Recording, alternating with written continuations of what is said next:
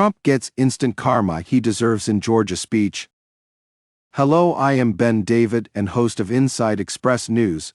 I reports on how Donald Trump tried to attack President Biden during his latest speech in Rome, Georgia, but then had a complete cognitive meltdown during the bizarre speech. This week, former President Donald Trump was declared the presumptive GOP nominee, setting the stage for a rematch election between himself and President Joe Biden. Now, the two held dueling events Saturday evening in a battleground state that secured Biden's victory and a Democratic-controlled Senate in 2020. Trump in Rome, Georgia, and President Biden participating in campaign events in Atlanta as the campaign announced plans to aggressively step up its campaign operations. As the former president continues to campaign heavily on immigration and border security, he used his appearance in Rome to highlight the recent death of Laken Riley, the nursing student from Georgia who was killed.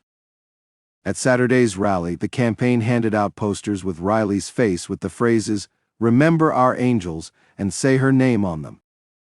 Trump met with Riley's parents before he took the stage, he said during his speech.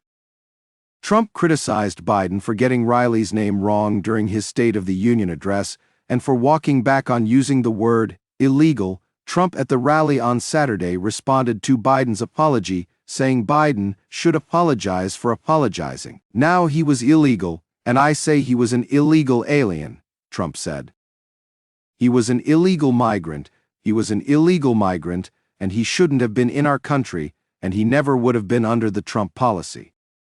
Trump also again offered a scathing review of Biden's State of the Union address at the rally in Rome, calling it an angry, dark, hate-filled rant and mocking his speech, imitating his coughs and stuttering. Joe Biden should not be shouting angrily at America, Trump said. America should be shouting angrily at Joe Biden. Thursday night, Biden used the national stage, one of his biggest before the November election, to confront Republicans and his 2024 rival while laying out his own accomplishments and what else he wants to get done while in office, and if given another 4 years. The outlines of his campaign against Trump emerged throughout Thursday's speech. He worked to send a message covering his stances on the economy, abortion rights, foreign policy, and more, putting them on notice that he was ready to fight.